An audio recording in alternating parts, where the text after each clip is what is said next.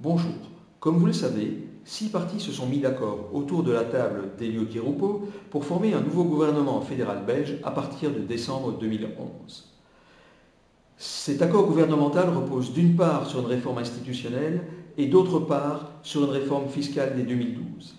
La réforme fiscale occupe à elle seule 100 pages des 180 que constitue l'accord gouvernemental. Les mesures fiscales ne sont pas encore connues en détail, ni les dispositions pratiques, mais l'esprit et les objectifs le sont. La première des mesures fiscales que nous notons est l'harmonisation du précompte immobilier à 21%, alors que la plupart des revenus immobiliers étaient taxés à 15% jusqu'à présent.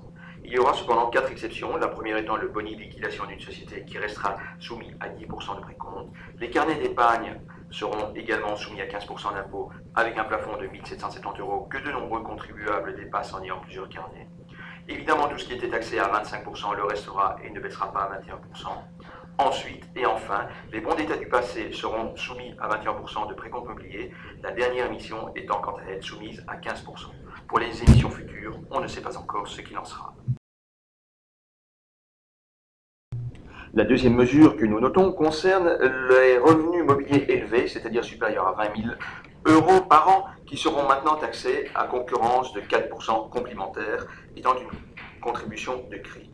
Cependant, comme sur le boni de liquidation d'une société et comme sur les carnets d'épargne avec plafond de 1 770 €, il n'y aura pas de cotisation de crise de 4%. Alors, il y aura deux possibilités pour déclarer ces revenus. La première sera d'autoriser la banque à le faire. Dans ce cas, il y aura un enrôlement, c'est-à-dire un paiement au moment de la déclaration fiscale et de l'avertissement extrait drôle. Dans le cas contraire, eh bien, vous aurez un prélèvement à la source de ces 4% que vous pourrez récupérer si vous payez moins d'impôts que ce qui est dû. Les contribuables qui bénéficient de véhicules de société n'en ont pas fini de payer.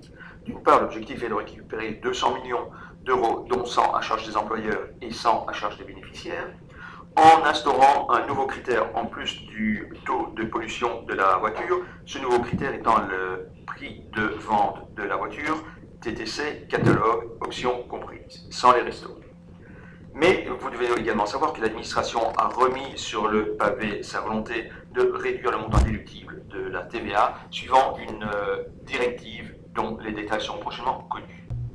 En quatrième lieu, nous notons une réforme du taux des internationaux qui sera abaissé à 3%.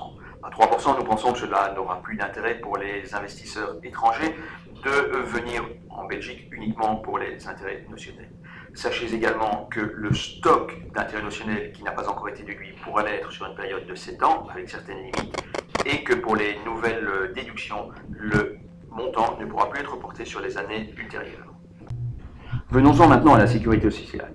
La première mesure est que l'État continuera à verser les 2,6 milliards d'euros à la sécurité sociale afin que celle-ci ne soit pas en déficit, tout cela jusqu'en 2014. Ensuite, la norme de croissance des soins de santé va baisser de 4,5 à 2%. Ce n'est pas réellement une économie puisque les dépenses n'étaient pas effectivement réelles. Il s'agit simplement d'un plafond qui permet à l'État de récupérer quelques milliards. Troisièmement, il va y avoir une économie sur les honoraires de médecins et principalement sur les honoraires d'imagerie. Cela devrait rapporter 60 millions à l'État.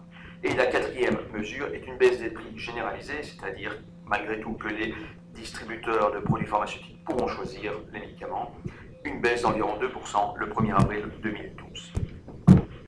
Notons enfin quelques mesures fiscales diverses dans cette réforme fiscale. La première concerne les honoraires d'huissiers et de notaires qui seront soumis à la TVA. La deuxième est l'établissement d'une taxe sur la conversion des titres aux porteurs en dématérialisé, soit 1% dès 2012 et 2% à partir de 2013.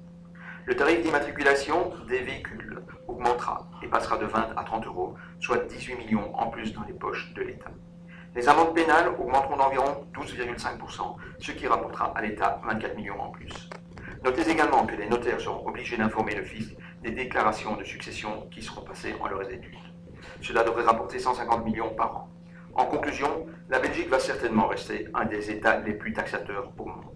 En plus, grâce à la dernière mesure évoquée, il est possible que l'on arrive à un cadastre des fortunes et des avoirs des contribuables dans les prochaines années.